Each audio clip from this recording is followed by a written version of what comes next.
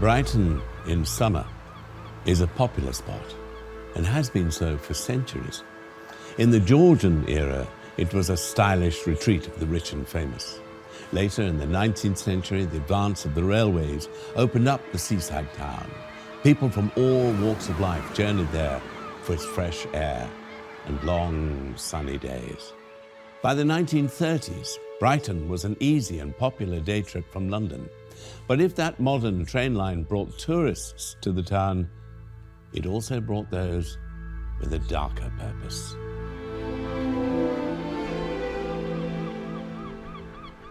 Brighton's always been a rather raffish place, even since the days of the Prince Regent and general naughtiness in the early 19th century. The elegant terraces, expensive hotels, rich people, and yet behind it there's a substratum of prostitution and crime. Brighton was a very thrusting, energetic sort of town. It was a bit, I suppose, like a comprehensive school, with the wealthy at one end, the very wealthy, and the low life at the other end. You know, it had such a mixed population, such a cosmopolitan place. It was exciting and vibrant, a little bit edgy and a little bit violent at times, and so I think it attracted people there that believed that things were going to happen. It was close enough to London to attract some of the worst elements of criminals to go down there to see what they could do at Brighton. The criminal underworld thrived off the close connections with London. Razor-wielding gangs fought for supremacy. The town was plagued by racketeering and extortion, gambling and prostitution. But murder was the crime that the town became most famous for. It was murder that in this decade gave Brighton its unwanted nickname, Queen of the Slaughtering Places. June 1934 was a very, very hot month, and people flocked down to Brighton in huge numbers, and everybody seemed to be enjoying themselves at that time, except in the railway station at Brighton.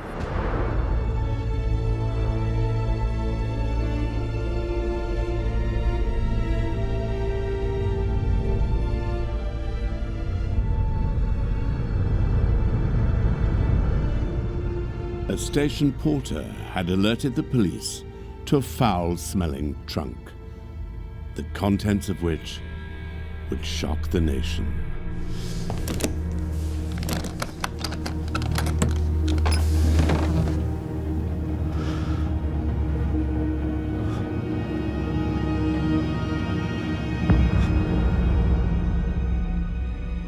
Inside the trunk, wrapped in layers of cheap brown paper and packed around with cotton wool, was a parcel.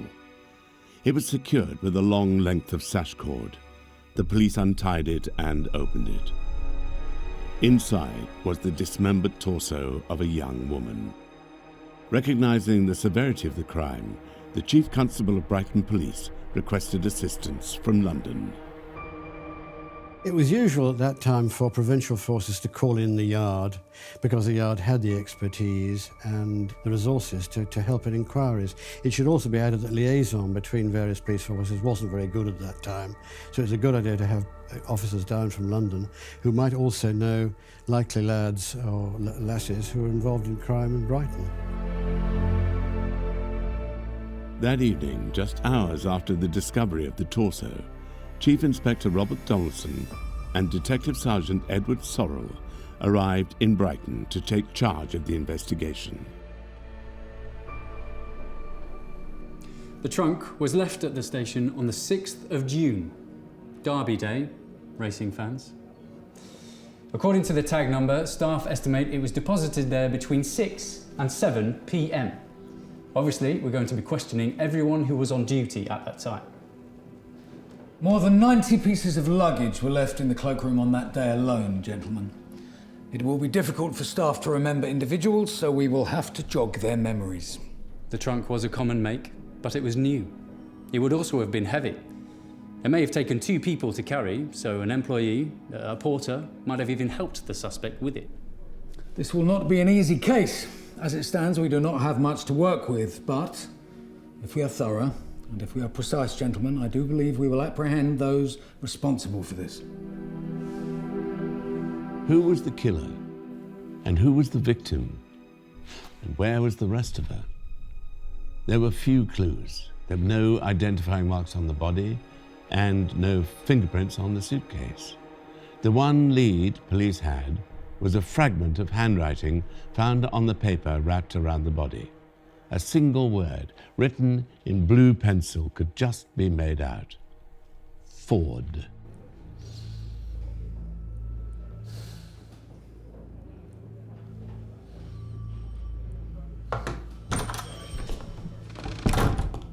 So, they found the legs. As in Brighton, staff at King's Cross Station in London had become alarmed by a rancid smell in the luggage room. Finally, on the evening of the 18th of June, they discovered the source of the stench. A brown trunk. It had been left there on the 7th of June, one day after the first trunk had been deposited in Brighton. Inside this second case, neatly wrapped in oil-soaked paper, were the rotting legs and feet of a young woman. Once again, station staff had no clear memory or record of who had left the trunk, and its contents offered few clues either. An alert was sent out to stations across the country. Left luggage rooms were searched up and down the land. But there was no sign of the body's head or arms anywhere. People would send trunks full of luggage on the railways quite regularly. So there were a lot of these trunks about, and it seemed at one stage as though there were an awful lot of trunks with dead bodies inside them. Luckily, most murderers are amateurs at it, and most of them don't seem to realise how difficult it is to dispose of a body. So you've got to find somewhere to put it, or cut it up, or do something of that sort. So yes, trunks, murder, suitcases, you name it. They seem to come up fairly regularly. The torso and legs were examined by Home Office pathologist Sir Bernard Spilsbury. By this time, Spilsbury was a legend. His evidence had proved decisive in securing the convictions of Dr. Crippen in 1910 and the brides in the Bath murderer George Smith in 1915.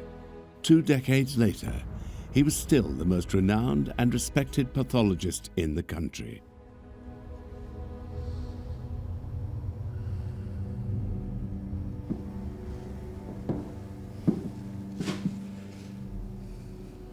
Sir Bernard's report, sir. King's Cross legs are a match.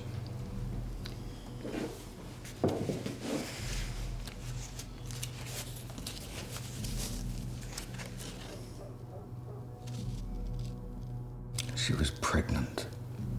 4 to 5 months. Could be why she was killed. Perhaps so. Otherwise, she was in good health. No natural cause of death detected. The condition of the feet and toenails suggests she was particular in matters of personal hygiene. I thought she could have been a dancer, sir. Have you ever seen a dancer's feet, Sergeant? No. Well, they aren't pretty. When have you seen a dancer's feet, sir?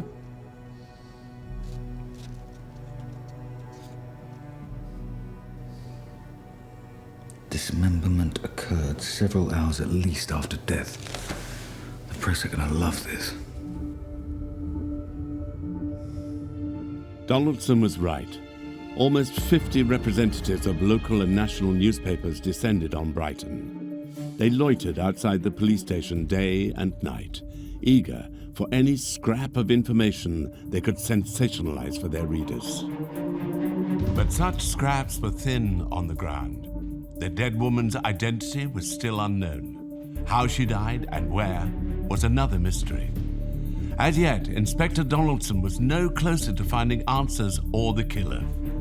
Little did he know, however, that his whole investigation was about to be turned on its head.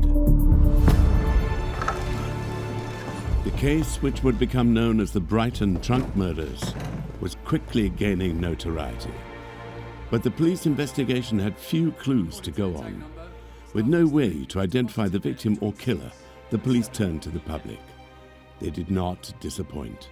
Donaldson and his team were soon overwhelmed by an avalanche of tip-offs.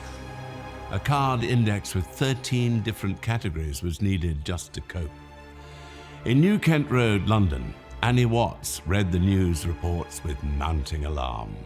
She had not seen her 42-year-old daughter Violet in 3 years and feared the worst. Hers was but one tip among thousands.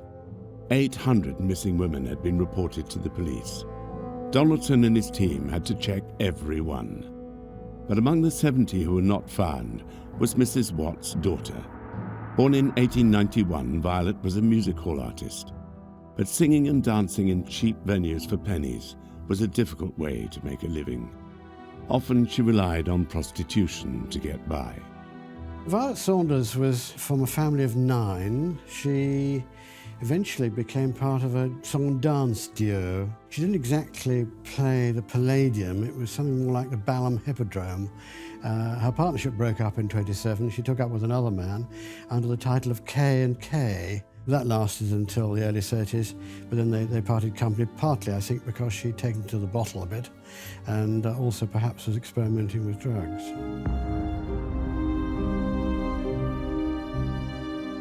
By 1933, she was going by the stage name of Violet Kay.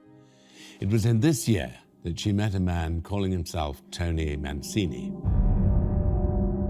He was more than a decade younger than her, but he had a quick smile and keen charms.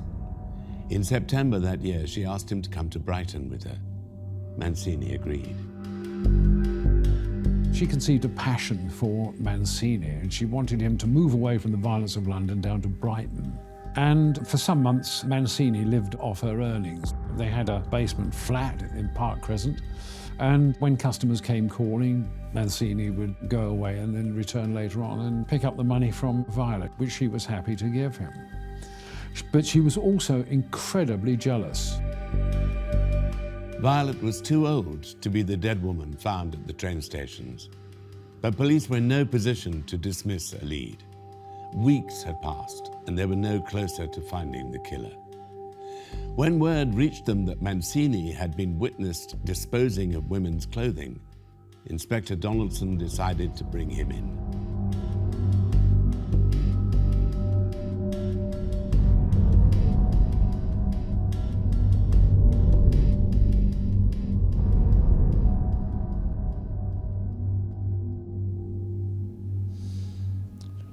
Mancini. That's an Italian name, isn't it? It is, sir, yes. I don't hear much of an accent. Where was it you were born, Mr. Mancini? London. I'm a London boy. They all know me up there. Sergeant Sorrell and I are from the Metropolitan Police. Would we know you? Not Brighton boys, then. Scotland Yard. Should have known they'd send the professionals for me.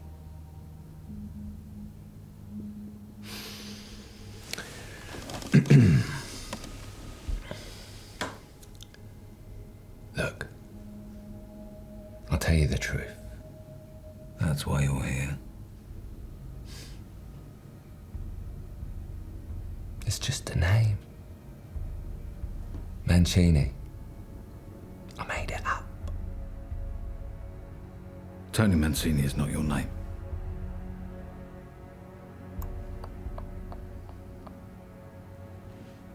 Cecil England.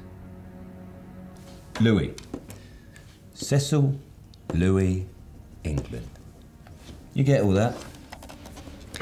Cecil Louis England. Write down I'm telling the truth as well.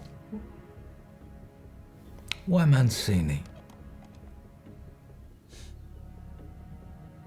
Now, geezer can call himself what he wants, can't he? That rather depends on the reason. Never liked Cecil.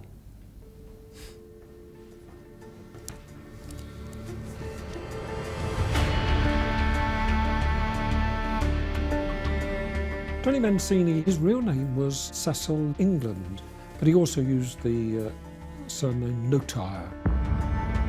He took the name Tony Mancini because there was a girl he knew, and she liked the men to be Italian, and so Mancini thought this was a great name, so he became Tony Mancini. He also was known as Tony English and Hyman Gold. He was born on the 7th of January 1908 in New Cross, a working-class district of southeast London. Aged 18, he joined the Royal Air Force and served for 2 years before leaving with the rank of aircraftman first class. Tony Mancini was a low-level criminal. He was in the Air Force for 2 years. He had either deserted or he'd been invited to leave the service. And he'd been a bit of a fairground boxer, but in the main he wasn't doing much work. Just 20, he headed back to London. There he found occasional work as a barman in Knightsbridge or a hawker in the West End. But he was always short of money. In 1930, he was convicted for theft. He was convicted of stealing silver and then of loitering with intent to commit a felony, and eventually of stealing from a dwelling house, for which he got 6 months. He'd had 3 months for the loitering. He was released around about 1932 and made his way to the West End.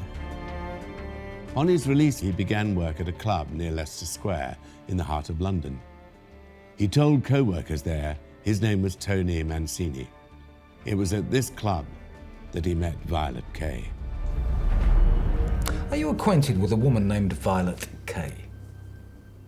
You mean, do I know her? Yes. I know her, sir. I did.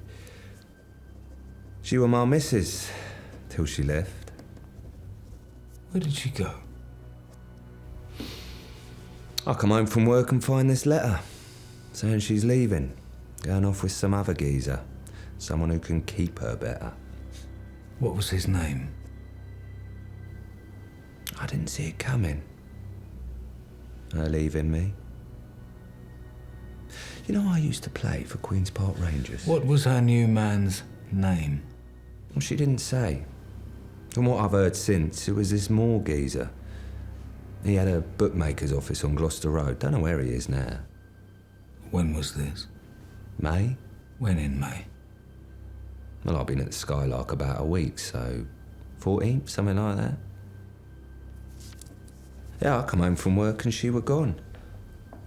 Ungrateful cat.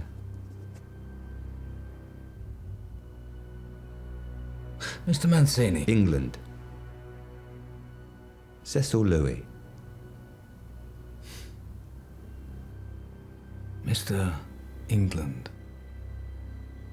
Can you tell us your whereabouts on Wednesday, the 6th of June this year? It was Derby Day. Yeah. I remember. Windsor lad. Had a nice little wager on him. 6th of June, where were you? Work. Yeah. All day. Until what time? 9:30. We're open pretty late. And on the 7th? Same. I work every day. You can ask them, they all know me in there.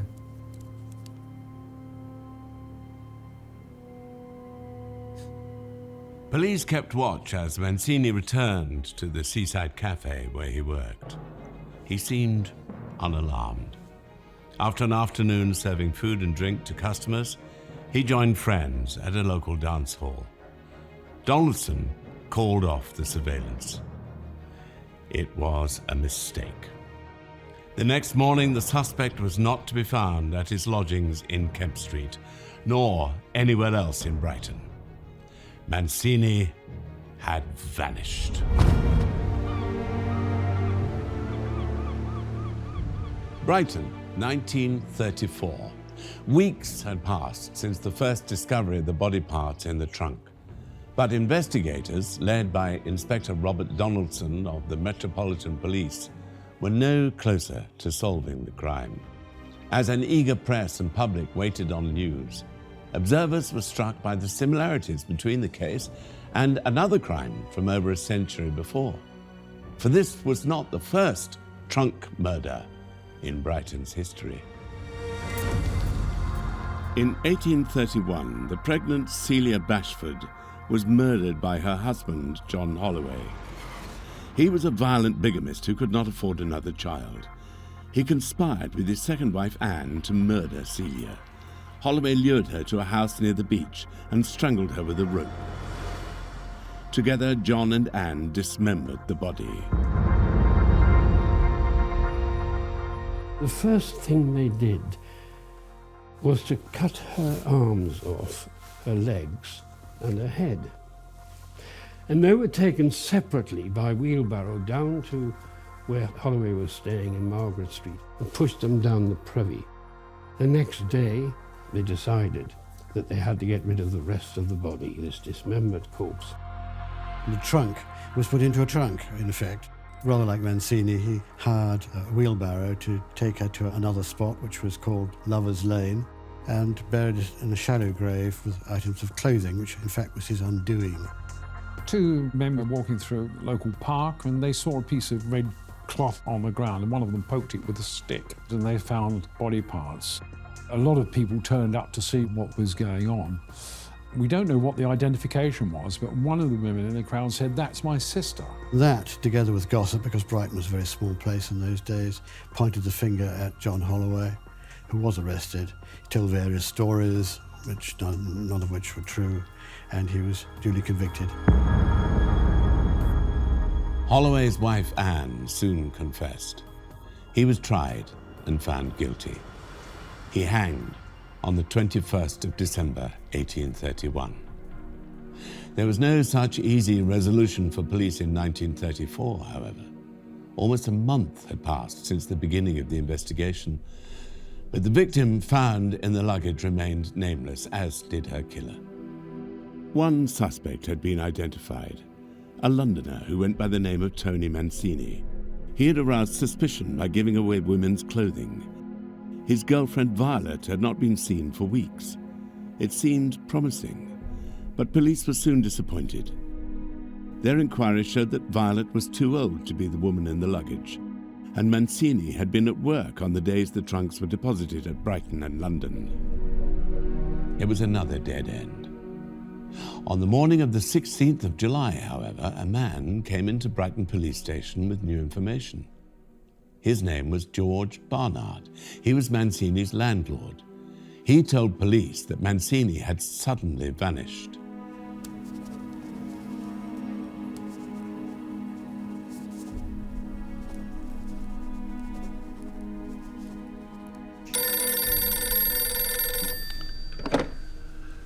This is Donaldson. Don't tell me, Sergeant, he's done a runner. What?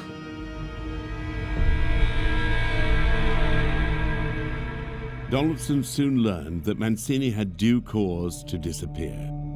He had left behind many of his belongings, and among them was a large black trunk. Mr. Mancini?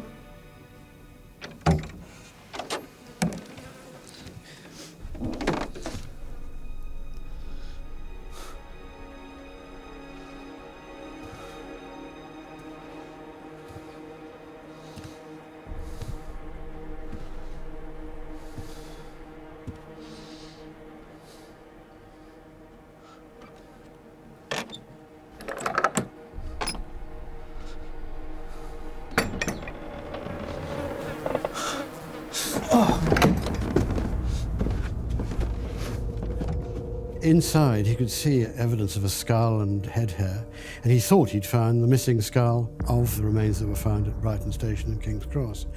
But looking a little more deeply at the situation, realised, of course, that it was a whole body.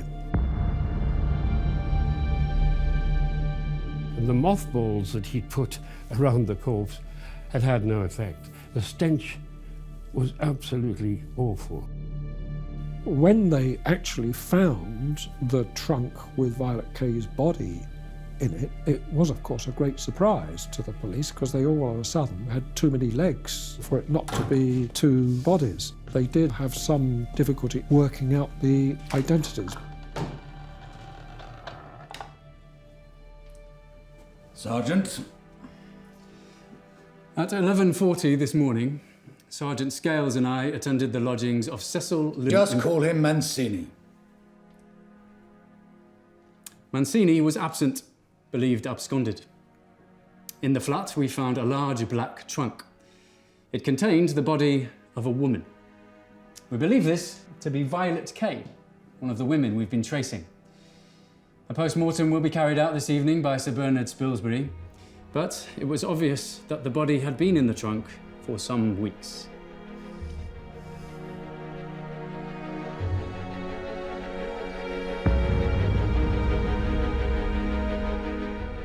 At 5 p.m. that evening, Sir Bernard Spilsbury examined the body of Violet Kay at Brighton mortuary. The still-dressed body was damp with decay, rotting green, red and brown. It had been in the trunk for weeks. Despite this advanced state of decomposition, Spilsbury was still able to tell police that Violet had been killed by a powerful blow to the side of her head. Alerts were sent out to police forces across the country. Mancini had to be found. Spilsbury found the body of Violet not unnaturally badly decomposed after all these weeks, but he was able to detect a depressed fracture above her right ear, which he thought was the primary cause of death. A blow to the head had dislodged a small piece of skull. Now, when Violet's body was found, there'd been a hammer and some coal. This could quite possibly have caused the wound. Spilsbury also found, and his evidence is controversial here, that bruising to the head would have been inflicted 2 or 3 minutes before death. Bernard Spilsbury said that it was certainly a murder and it couldn't have been an accident. And so the police were on the lookout for Mancini.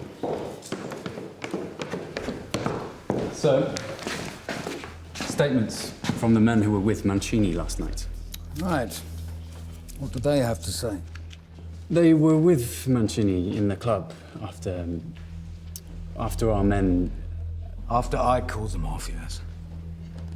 They accompanied Mancini to his lodgings in Kemp Street. Noticed the smell, of course. Then they all went for breakfast. They described Mancini as carefree. Well, at least somebody is. Anything else? After breakfast, they went to Preston Park Station, where Mancini boarded the 7 a.m. train to London Victoria. Really? Victoria? I've passed it on to the yard. Good work, Sergeant. They'll find him. Apparently, his last words to his friends were, "I'll be famous soon." I'll be famous soon. Well, Sergeant, it's not disappointing. But if Mancini had killed Violet, then what was his motive? Their relationship was a stormy one. Mancini was a womanizer, and Violet was easily provoked. Witnesses remembered a confrontation between the pair in early May. Violet was angry at Mancini for flirting with a young waitress at the cafe where he worked. Violet was never seen there again, nor was she seen by anyone else. On the 11th of May, Violet's sister in London received a poorly spelt telegram. It claimed to be from Violet. She was going away, it said. Her sister heard nothing more. Weeks later, Mancini was heard to boast of beating his girlfriend from pillar to post with a hammer.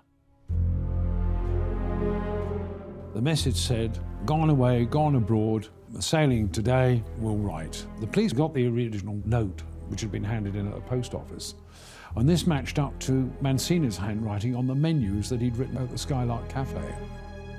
And then he said, about women, you know, there's only one way to treat them. Don't use your fists, because you only hurt yourself. Use a hammer, as I did, and slosh them with it. A very strange thing to say for a man who hasn't been accused of murder, or even to be saying that kind of thing in case he shouldn't. But Mancini is a fairly unintelligent man, a man not capable of planning. Sure enough, during searches at the flat where Mancini and Violet had lived, police found a charred metal hammerhead among the ashes of the fire. Its handle had been burned away as if someone had tried to destroy it. Whoever that somebody was seemed to do enough, for forensic techniques were rudimentary in the 1930s, and the burning of the hammer had removed anything which could link it to the murder. Despite all evidence being circumstantial, everything was pointing to Mancini. Donaldson and his team needed a confession, but in order to obtain one, they needed to track down the elusive Mancini.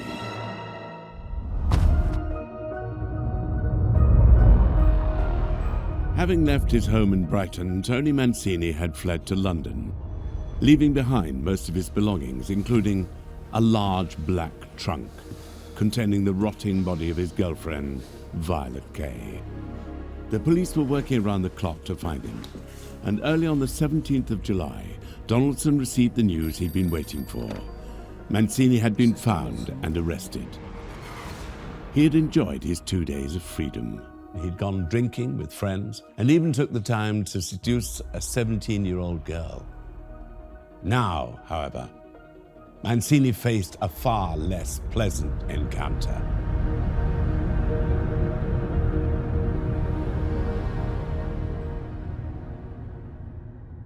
You say she was already dead when you found her? Yeah. She was laying on the bed. Blood all over the sheets and everywhere. Why did you not call the police? I don't know. I was frightened. I couldn't prove I didn't do it, and I knew you'd blame me. And that's when you bought the trunk? Yeah. And decided to take her with you when you moved to Kemp Street?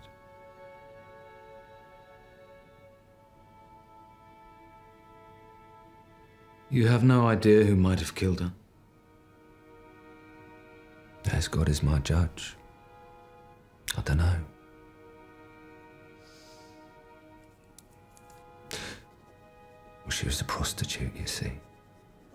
There was always men coming up to the house, all the hours. You ask my landlord, he'll tell you. You are suggesting that one of these men, her clients, killed her? Well, you hear about it, don't you? All I know is that I'm innocent. Except the fact I kept the body. I admit that. I should have gone to the police when I found her, but that's all I'd done. I never killed her.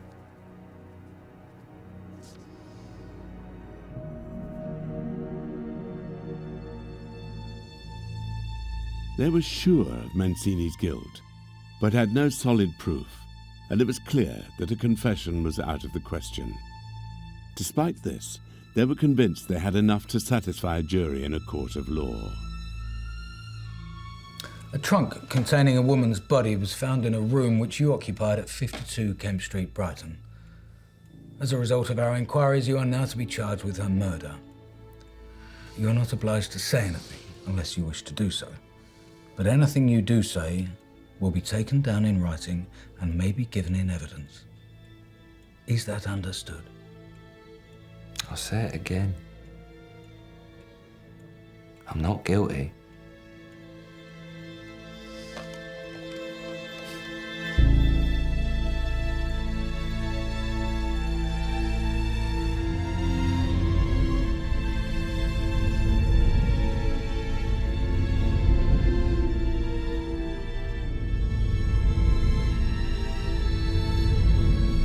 Mancini's trial began at 10:30 on the 11th of December 1934. As always with such notorious cases, a large crowd had gathered outside the courthouse. A ballot was required to distribute the tickets for the public gallery.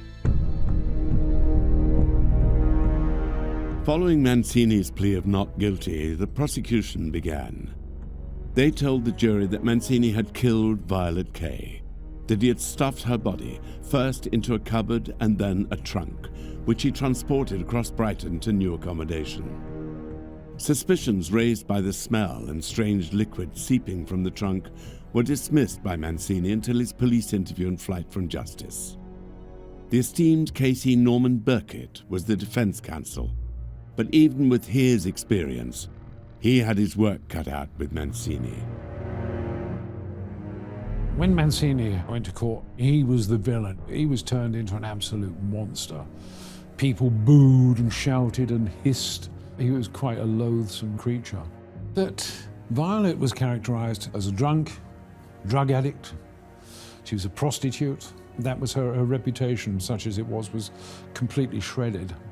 The defence were very clever in making things more complicated than they needed being. And they did represent Violet Kay to have been jealous of an affair that Mancini might have been having with another waitress. What Beckett did very cleverly was to seed in the idea that she could have fallen down the steps into the area outside the basement flat at Park Crescent, had her fractured skull there, got up, tottered into the flat, and eventually undressed and lay down on the bed and died. It sounds, actually, on the face of it, a slightly far-fetched theory, but the way in which it was presented was highly professional, highly competent. If he hadn't done the murder, all his offence was that he concealed the body. And he'd explained that away to the court by saying, because of his past criminal record, that would have told against him had he admitted to finding the body. And so he concealed the body for that reason. That, it was argued, was his main defence. Unusually for trials like this, Mancini was called as a witness. It was a gamble. All eyes were on Mancini, but the slick Londoner thrived under the pressure. Mancini, despite his rather villainous appearance, scarred face and all the rest of it, was actually rather a good witness. The reporter had noted that he was relatively well-spoken, seemed reasonably intelligent, and he seemed to put on rather a good act. The jury certainly were taken in by it. So what, in fact, Mancini was saying was, I'm a man who's got previous convictions. I wouldn't get a fair deal from the police. I know I was acting as a pimp for this woman. I shouldn't have been doing it, but I did it. I'm telling it as it is, and the jury took it. To the astonishment of the country, they cleared Mancini of murder. He was released at once. The trial was an extraordinary triumph for the defence. It's a textbook example for young lawyers in how to conduct a defence when all the circumstances seem to be riding against you. Everybody, it seems, thought Mancini had committed a murder. And Mancini had to be smuggled out of the back of the court. And so he was free. He clearly did love the limelight, and he was a good witness on his own behalf. There's no doubt about that at all. He could attune his message to the circumstances.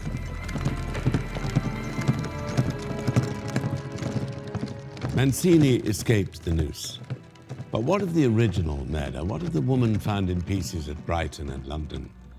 That investigation had continued. A porter at London Bridge Station recalled helping a man travelling to Brighton with a heavy suitcase. It was the 6th of June, the day before the first trunk was left at the station there. The porter remembered the contents of the case shifting with a dull thud as he lifted it. Somehow, it reminded him of meat. The unknown passenger had travelled from Dartford, the porter believed. But despite an exhaustive search there, police could not trace him. A woman then came forward on the 30th of July, 1934. She claimed that the blue writing found on the scrap of packing paper in the first trunk was hers. She worked for a confectionery company in Finsbury Park, London. Sometimes they received faulty stock, which they sent back to the manufacturers. It was this woman's job to wrap up the goods and dispatch them. Using a blue pencil, she would write the address, Meltis Company, Bedford. Once those faulty goods reached Bedford, however, the packing paper was shredded and reused in parcels sent to depots all across the country. Once again, the trail went cold. The killer of the young woman found in pieces at Brighton and King's Cross was never to be found, nor was her identity ever established. Her story remains unknown.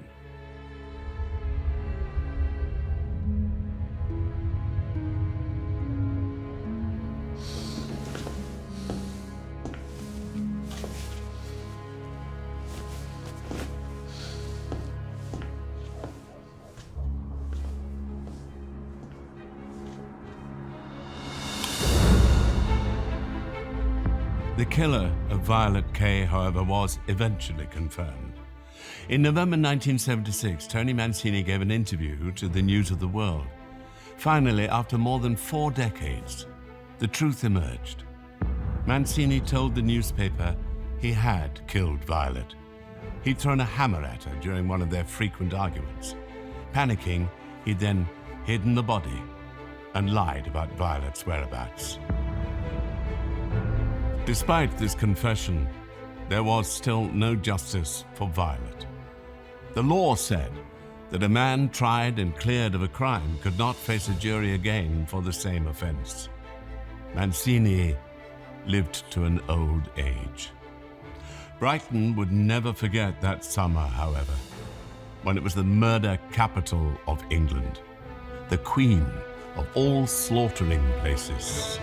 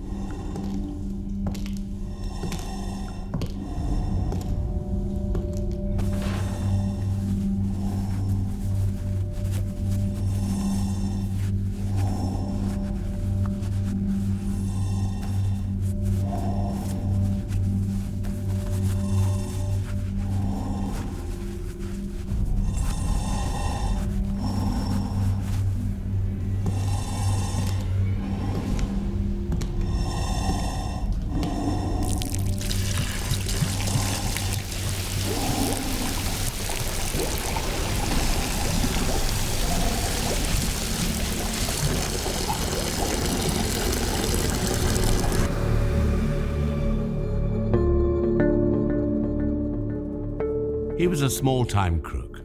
That's what police thought at first. A scheme seemed to lurk behind his quick smile and sharp suits. And he had a reputation. Despite the rationing which still lingered in Britain years after the Second World War, John George Haigh was a man who could get you anything. But nobody knew the truth which lay behind his extravagant lifestyle. When police investigating the disappearance of an elderly widow in February 1949 brought Haigh in for questioning, they had no idea of the story they were about to uncover.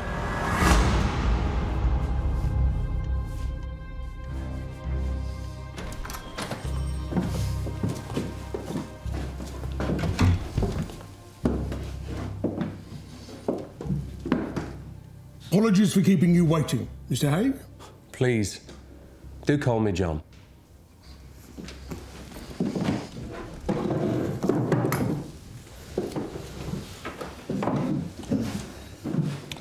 You know Inspector Webb? Oh, yes. Old friends by now. Just a few more questions for you, John. Of course. Anything I can do to help.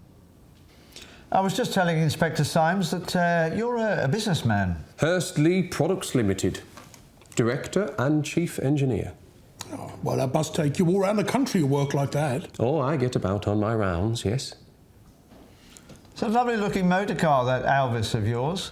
Isn't she a beauty? Do you ever get to Horsham on your rounds, Mr. Haigh? Horsham? Yes, a fair bit, actually. Or I used to, at any rate. Not so much recently. No. Well, when was the last time you were there? It must be months. The pictures, one evening. I see. That the only time, John? Are you sure? Yes. As far as I recall. The thing is, Mr. Haigh, I know that you have been to Horsham much more recently than that. We know that you have visited the jewellers on Middle Street on no fewer than 4 occasions in the last 10 days.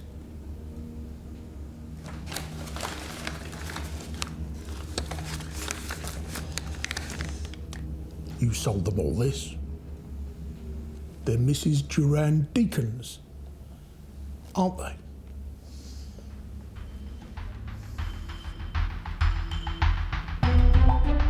During the police investigation into the disappearance of Olive Durand Deacon, a jeweller had identified Haigh as the man who had sold him her jewellery. There was now a direct link between Haigh and the missing woman. He was no longer aiding the police in their investigation. He was now their prime suspect.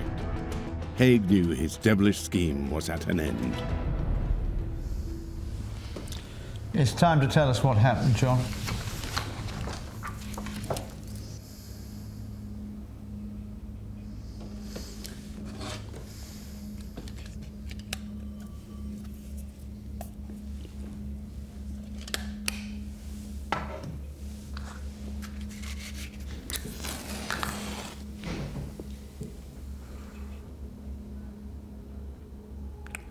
I was wondering if you had those when we first started.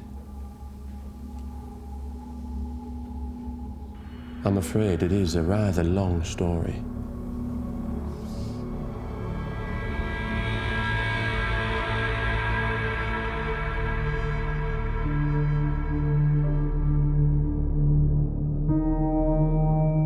John George Haigh was born in Lincolnshire on the 24th of July 1909.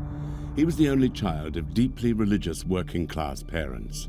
The family were members of the Plymouth Brethren, a minority nonconformist group who believed they were a chosen people, superior to others. I think the family background might give us the first clue as to John Haigh's future. The only book in the house was the Bible. Newspapers were banned, and in fact it went as far as John's school friends not being encouraged to come back to the house. It was pretty isolated. Haigh's a very complex character to explain as a child. He excelled in maths and chemistry and in draftsmanship. He was a very musical child. He was actually given a scholarship to join Wakefield Cathedral. He sang in the choir and played the organ in the cathedral. But he did seem to have got a real great talent for telling lies and getting away with it. He also had a very sadistic streak. At an early age, he decided for himself that there really was nothing in religion. He was the master of his own ends. And maybe due to the fact that he had this superiority that it felt coming down the family line, he would bully people. There was always this thing that the world was an evil place. And later on, he said he used to have these dreams where trees would turn into crucifixes and there'd be the dripping of blood. And this was all part of the background that he built up later on.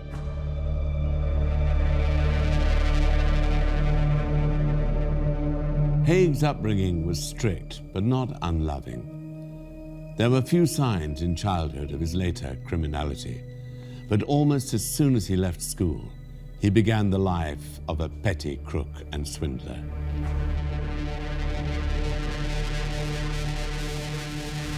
It's insurance scams, embezzlement, fraud, petty thieving. That's going to be the pattern for the rest of his life, broken up by various spells of imprisonment. He got convicted of fraud because he was involved with hire purchase deals. It was non-existent customers and non-existent cars. He also got involved in another fraud, which was to do with selling fictitious shares in companies. His draftsmanship skills were immense. Many people thought he was one of the best forgers Britain ever had. He could copy someone's handwriting without any fluctuation. He was a great con man. He'd spend hours practicing in front of a mirror, doing different facial expressions. Classic psychopathic thing, really, to look into a mirror and actually take on that chameleon look of having a total facade of your expression.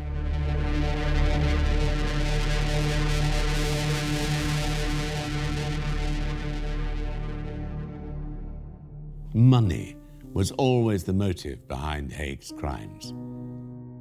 He longed for a lifestyle legitimate employment could not give him.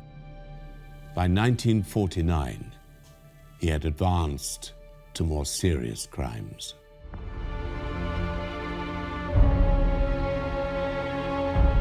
By this time, Haigh was living in London. There he resided at the Onslow Court Hotel in South Kensington. He was a rare, younger bachelor. Most of the residents in the upmarket establishment were elderly women, but Haigh was a man who always enjoyed feeling special. Among the other residents was a wealthy widow named Olive Durand Deacon. Haigh paid particular attention to the 68-year-old. He charmed the older woman, steadily worming his way into her confidence over meals in the dining room. It was there that Mrs. Durand Deacon must have told Haigh about her business idea for artificial fingernails. Haigh styled himself an engineer and entrepreneur. He told her his company was interested and invited her to his workshop in Crawley. So after lunch on the 18th of February, Mrs. Durand Deacon, in her black Persian lamb coat, met Haigh at the hotel reception. They travelled down to the workshop together in his motor car. She did not return to the Onslow Court Hotel that evening, nor was she seen the next morning at breakfast.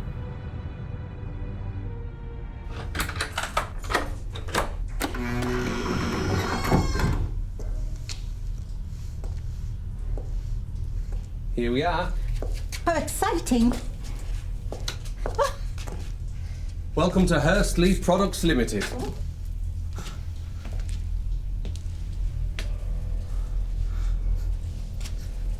It's very practical. Some of my most profitable ventures began here. Well, from small acorns,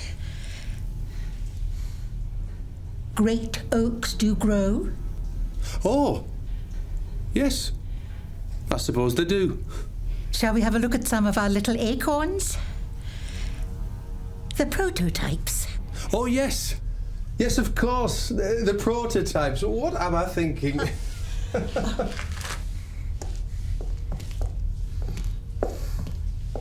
Just straight ahead. Now, these are just to give you an idea. Your designs, of course, will be much more attractive. The colour is very cheery, but the material, John...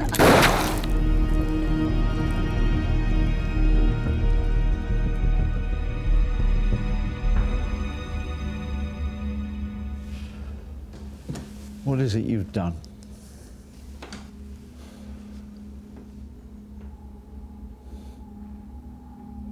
I'm afraid it will sound all too fantastic for belief.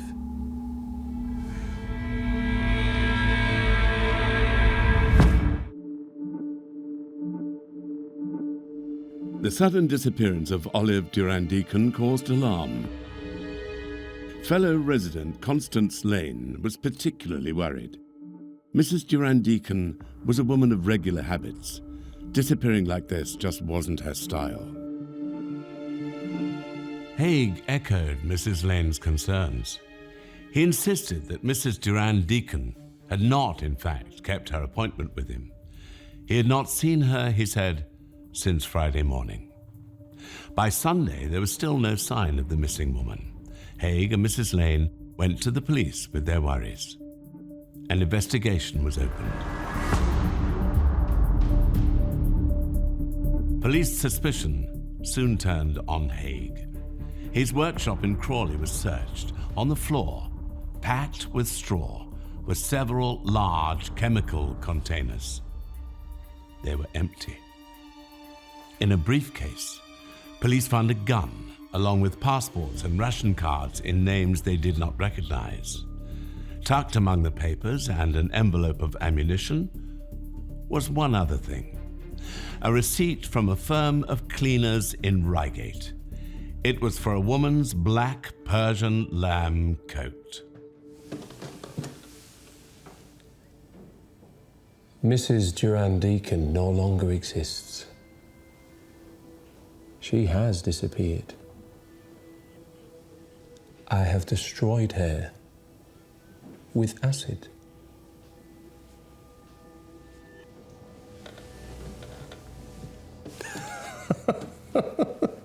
You should see your face, Inspector. Isn't he a sight? You are saying that you have disposed of Mrs. Durand Deacon with acid? Sulfuric acid, yes. You will find the sludge that remains outside my workshop on Leopold Road.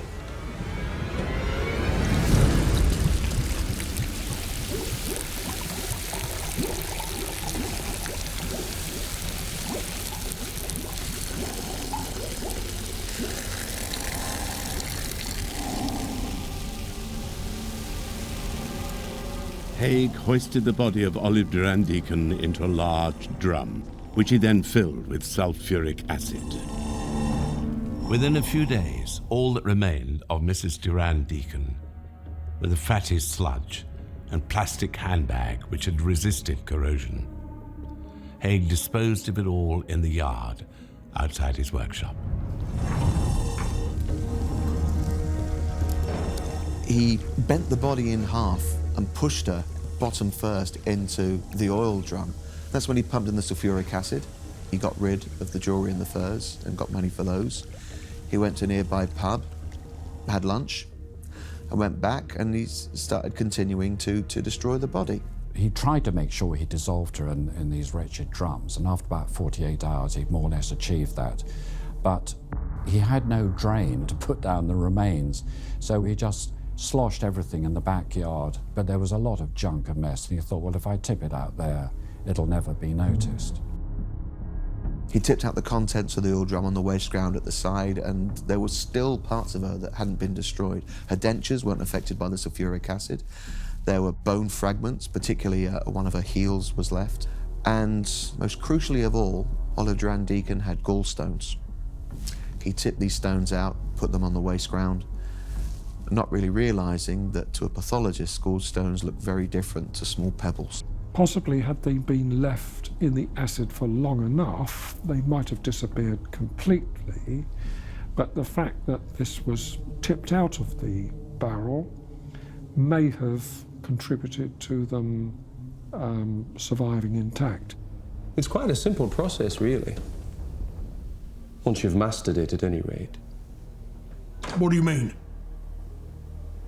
Well, that's how I disposed of the others too, you see. What others?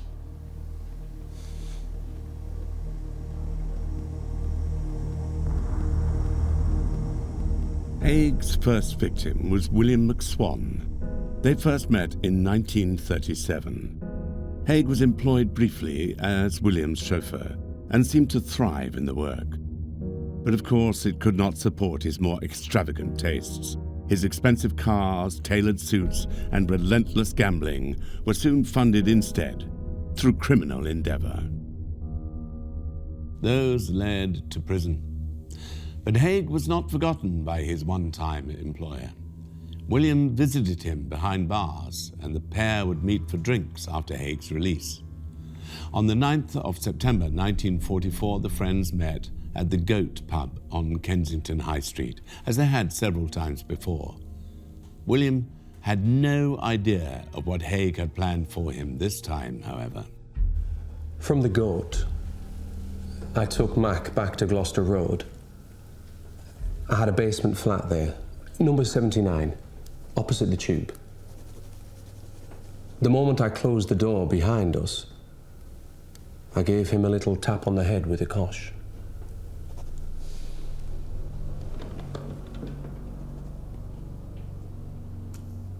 They say it's difficult to kill someone, don't they? But people are such dimwits. It's as easy a thing as falling off a log. Mac was dead within 5 minutes or so. It's the bodies. That's where you have to be clever. That's where a gentleman shows his real skill.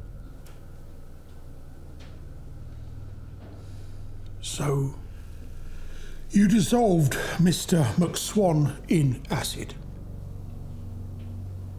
Exactly as I did Mrs. Duran Deacon, yes. Though I was quite the amateur that first time. I didn't even have a mask, would you believe? Well, I nearly choked on the fumes. Well, that would have been unfortunate. I had to keep going for fresh air. In, out, in, out. So once the body had dissolved, what did you do then? There was a drain in the basement. A jolly handy thing, too. It all washed straight into the river.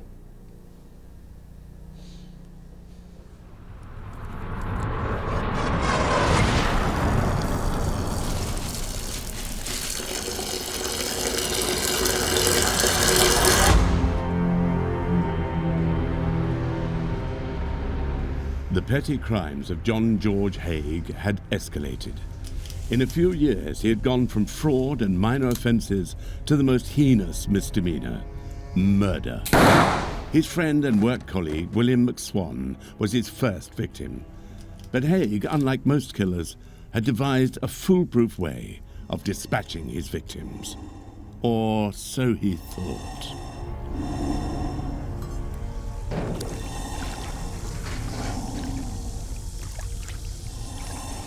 With the body of William McSwan disposed of, the only loose end was William's parents, Donald and Amy. Haigh told them their son had gone on the run to avoid conscription into the army. They had every reason to believe him. After all, when the Second World War began, William had registered as a conscientious objector, and he had lived in constant fear of being called up. Haigh had graduated from petty criminal to murderer. The motive behind his crimes remained the same, however. Haigh emptied William's bank account and sold what valuables he found on the body. But the money would not last forever. Nor would the war. By this time, Allied victory over Germany was certain. It was just a question of when. Of course, when the war ended, there would be no reason for William McSwan to hide. With funds running low and the excuse for William's absence disappearing, Haigh turned his attention to the parents. I don't think the monetary reward was huge from his first victim. He did start taking money out of McSwan's bank account, but that was limited because a lot of the business side of McSwan's business was actually with his parents. So I think Haigh got so far with it and then decided probably if he was going to pursue this line, then it may have to be McSwan's parents. Early in 1945, he bought 30 gallons of sulfuric acid. All he had to do then was lure the couple to the flat in Gloucester Road. On Monday, the 2nd of July, 1945, Haigh brought first the 67-year-old Donald, then the 62-year-old Amy, to the basement flat. One after another, he battered them to death before placing them, like their son, in a vat of acid.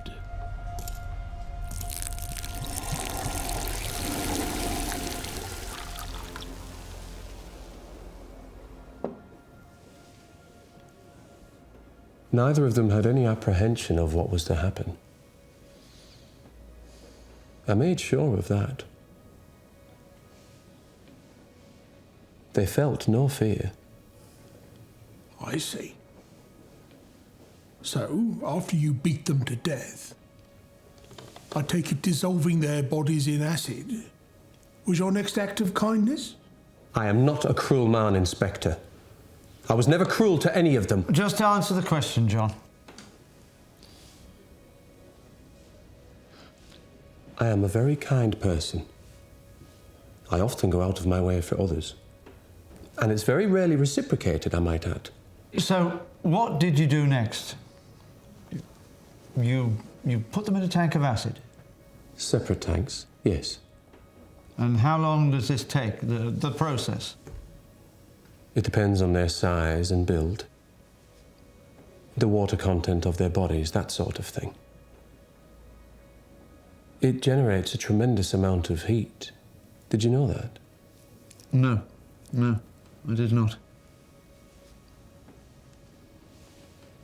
The chemical reaction. It's quite an extraordinary thing to watch.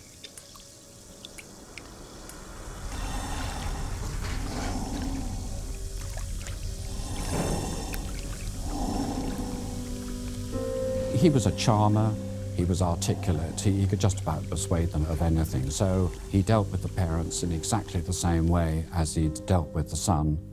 Take them up one by one to the basement, hit them on the back of the head and dissolve the bodies in acid. By now, he'd realised that he couldn't dispose of the bodies by not protecting himself, and this is when he'd already got hold of thick gloves, rubber boots, a thick rubber apron, and of course was wearing a gas mask. This is what we come now to see as the quintessential image of the acid bath killer in practice.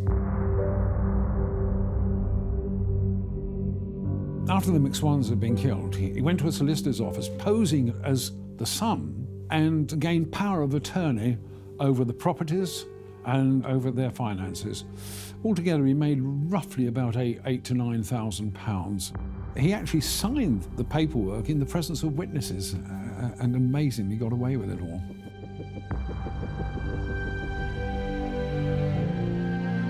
Haigh felt unstoppable. He thought he'd devised the perfect method of murder, for if there was no body, who could say there had ever been a crime? He was so clever, so cunning. It was only a shame he couldn't boast about it. With the proceeds of his crimes, Haigh bought a flash new car and gambled recklessly with bookmakers across London. He soon burned through the money. I was rather pinched for cash, but that is the life of the businessman, the entrepreneur, ups and downs. Most can't cope with it, but it's all part of the thrill. Anyway, it was during one of those down months I met the Hendersons. They were the next ones.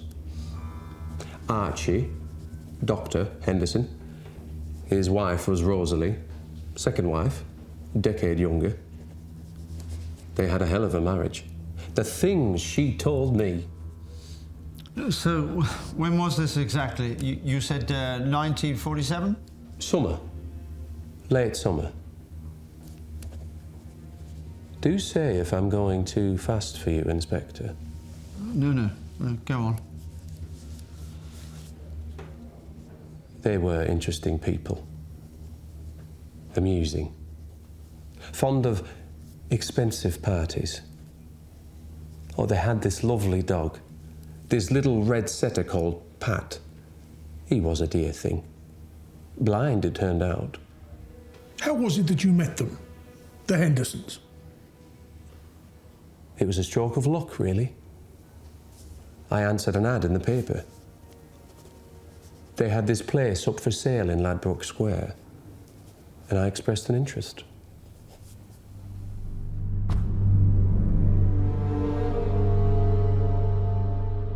Haigh offered to buy the property for £10,500. He had just £26, however, in his bank account. The introduction was just what he wanted. Like Haigh, Archibald and Rosalie Henderson had extravagant tastes. Unlike him, they could more easily afford it. Their marriage was an unstable one, however. Archibald was a drunk, and Rosalie was a hypochondriac.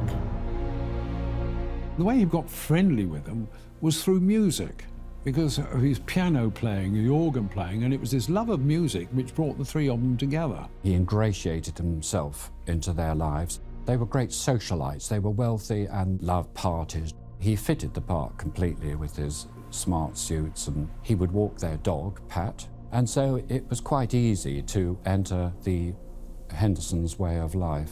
It became clear after a while that although he said he wanted the house, he really wasn't going to buy it. He admitted to me and he didn't have the money for it, but by that time he ingratiated himself so far into the family. The one thing about this is that Archie himself, when he got drunk, he had a bit of a temper on him. And he thought, rightly or wrongly, that Haigh was trying to move in on his wife. Haigh was actually setting all this up. He was deliberately trying to draw a wedge between them as all part of his long-standing scheme to give himself an excuse, a story for when he killed them later on. It was in Haigh's workshop in Leopold Road in Crawley that Olive Durand Deacon would be murdered in cold blood. But the previous year, it was where he had lured Mr. and Mrs. Henderson. I took Dr. Henderson to the workshop first.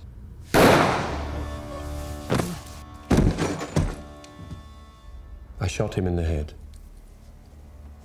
With the weapon that we recovered from Leopold Road? The Enfield Service revolver, that's right. He was in the army, or the medical corps at any rate.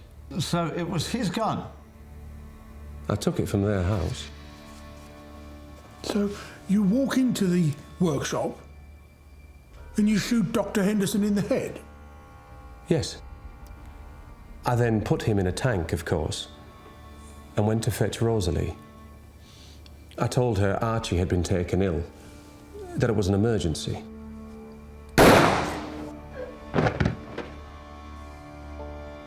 I then shot her in the head as well.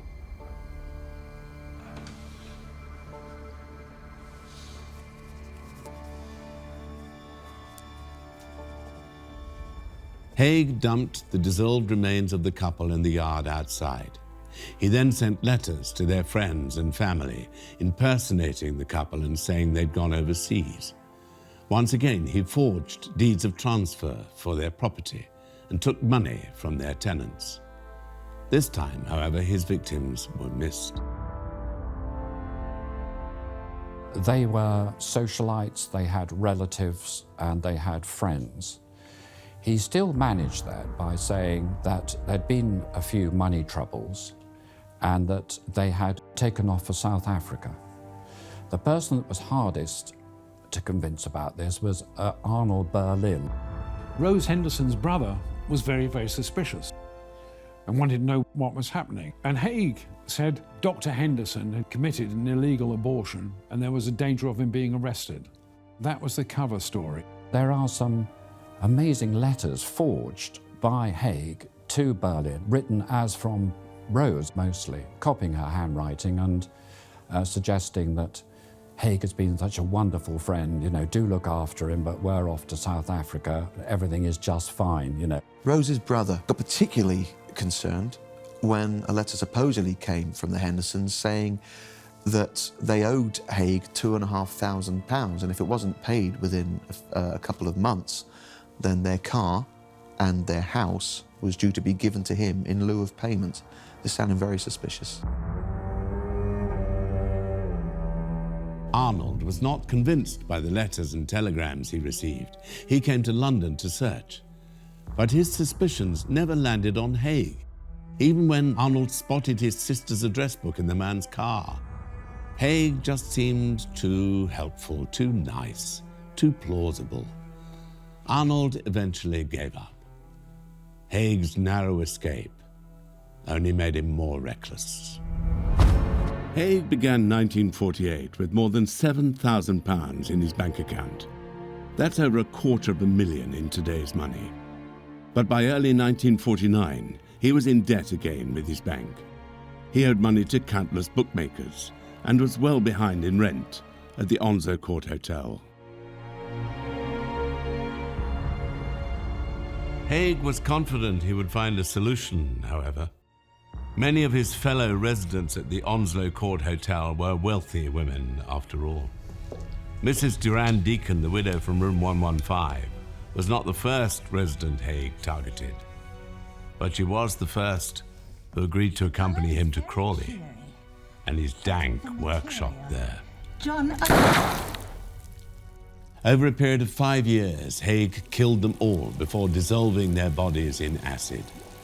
Several of the victims were Haigh's friends, but that was no protection for them. Haigh's only interest was in the money he could earn from them. They were a means to an end. Their ends became his means. Haigh thought he was better than other people, and certainly cleverer than the police interviewing him. He may have confessed to the killings, but he had no intention of hanging for them.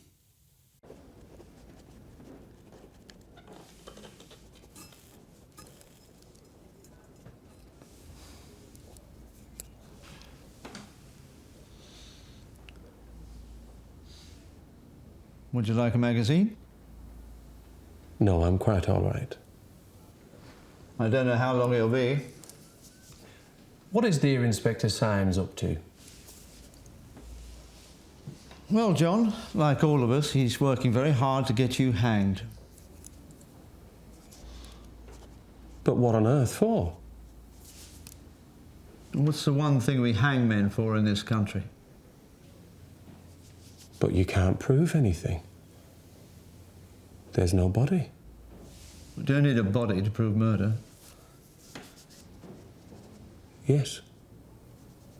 You do. Trust me, we don't.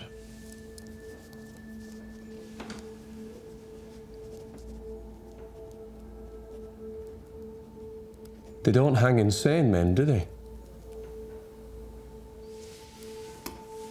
You're not insane, John. But what if a man is found guilty of murder, but the jury is convinced that he's insane? Then they send him to Broadmoor, to the asylum for criminal lunatics.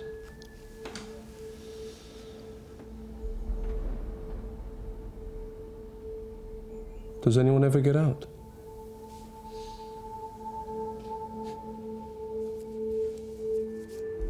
The legal definition of insanity to reduce a murder charge is that you have to be incapable of a criminal intent to actually commit that crime, and it's quite a strong test. The person is insane, it's because they are of brute nature or have an infant's nature and don't know what they are doing is wrong. It's quite as simple as that. So it's not until the 19th century you get this formulation. Claiming insanity was Haig's last throw of the dice. If he could convince everyone he was not in sound mind, he may just escape execution. That's the lot, is it? William McSwan, his parents Donald and Amy, the Hendersons, Mrs. Durand Deacon. Is there nothing else you want to tell us? There was one other thing.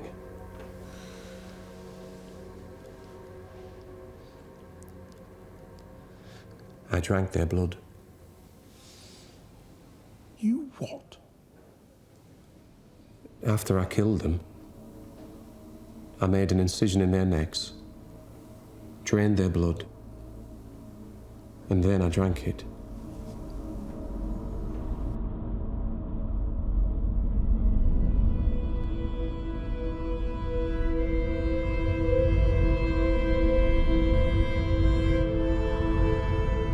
Haig's trial began on the 18th of July, 1949. Charged with the murder of Mrs. Durand Deacon, he pleaded not guilty.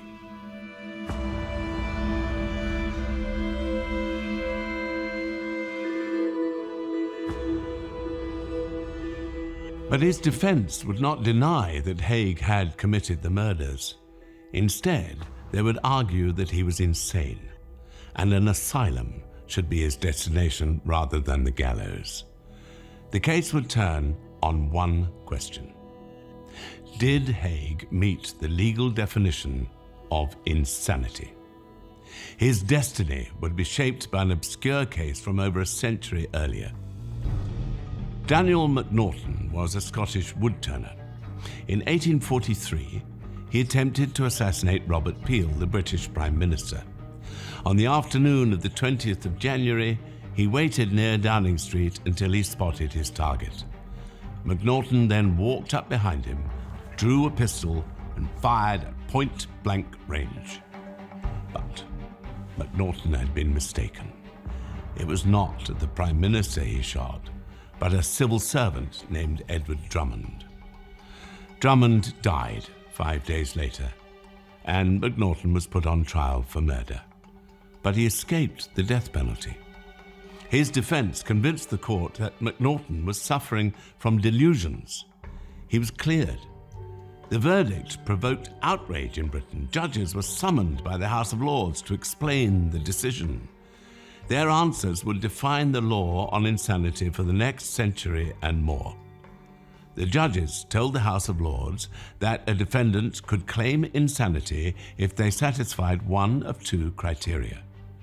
Either the defendant did not know what they were doing, or if they did know what they were doing, they did not know it was wrong.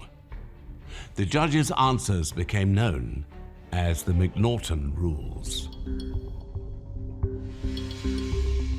I dare say that there were some people who were convicted of murder and perhaps hanged when they might have been mentally disordered. The McNaughton rules did actually kind of establish a proper legal judgment and precedent of this day. That was the basis of Haigh's defence, the McNaughton rules, which of course still operate today. In fact, they operate in very, very many countries. That is still the basic rule. His defence, Sir David Maxwell Fyfe, offered little cross-examination. All would rest on the evidence of their own witness, Dr. Henry Yellowlees. Yellowlees was one of 3 psychiatrists who had examined Haigh on behalf of the defence, but he was the only one who thought him potentially insane. According to Yellowlees, Haigh suffered from paranoia and delusions of serving some higher power. Dr. Yellowlees took a long time going through all the psychiatric evidence and said in his view Haigh was paranoid, but the only thing he was not prepared to say is whether Haigh knew or not whether he was doing something legally wrong. Nobody was fooled by these claims of drinking blood and forests of crucifixes and things like that. It had clearly been a ploy by Haigh, who was a clever man, to convince them other than the truth. The prosecution were quick to remind the court that Haigh had planned the killings, destroyed evidence, and profited from the assets of the dead. He knew what he was doing. The jury agreed. Fittingly, for a man whose lofty opinion of himself was never backed up by actual achievement, Haigh's last scheme failed. He was found guilty of murder and sentenced to death. At Wandsworth Prison in London on the 10th of August 1949, John George Haigh was hanged. He was buried within the prison grounds. There was a body and a grave for the acid bath murderer, more than he'd ever granted his victims.